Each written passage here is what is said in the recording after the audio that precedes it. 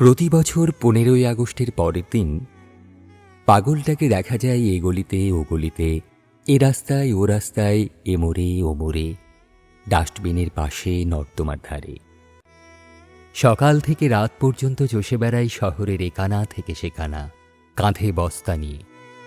সকালে কৌতূহল বশে জিজ্ঞাসা করেছিলাম, তোমার নাম কি? সে বলেছিল, ক্ষুদিরাম। দুপুরে পোস্ট অফিসের সামনে ডাস্টবিনে হাত ঢুকিয়ে কি সব খুঁজছে। জিজ্ঞাসা করলাম, কি খুঁজছো ক্ষুদিরাম? সে উত্তর দিল, আমি ক্ষুদিরাম নই, প্রফুল্ল চাকি। অবাক হলাম। বিকেলে আবার দেখা। জিজ্ঞাসা করলাম, প্রফুল্ল চাকি চা খাবে? ও বলল, আমার নাম কানাইলাল। এবার বিস্ময়। সন্ধ্যের মুখে বড় রাস্তার মোড়ে কয়েকজনের জটলা দেখে থমকে দাঁড়ালাম। জিজ্ঞাসা করলাম, কি হয়েছে? ভিড়ের থেকে একজন বলল, একটা চোর ধরা পড়েছে। ভিড় ঠেলে এগিয়ে গিয়ে দেখলাম ল্যাম্প পোস্টে বাঁধা সকালের ক্ষুদিরাম, দুপুরের প্রফুল্ল চাকি, বিকেলের কানাইলাল। পাশে মাল বোঝায় বস্তা, সকালে যা ছিল খালি।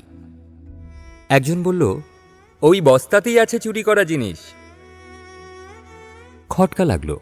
জিজ্ঞাসা করলাম, তুমি চুরি করেছ?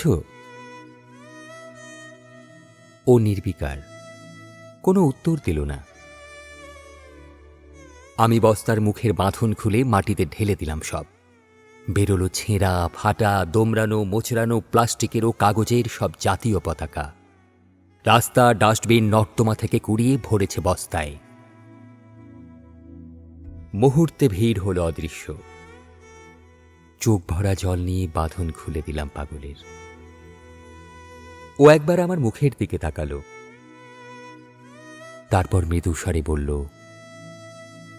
কেউ যাতে পা দিয়ে মারিয়ে না যায় তাই।